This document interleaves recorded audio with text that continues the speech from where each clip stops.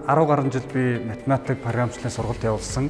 Миний сургалтанд сурж маш сайн сурсан хүүхдүүд маань олон улсын шилдэг сургууль тэмцэж, шилдэг компаниудад ажиллаж, одоо дэлхийд өрсөлдөж байгаа учраас энэхүү сургуулийг нээх нь зөв гэдэгт би итгэсэн.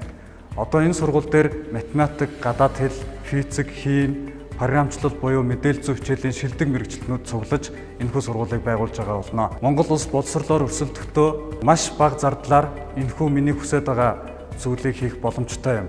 Програмчлалын олимпиад гэхэд энэ дэлхийд даяар холбосон интернетийн сүлжээ гэрчлэлээ бид нар зүгээр гэртээ сууж байгаа л дэлхийн шилдэг оролцогчтой нэг дор өрсөлдөх боломжтой.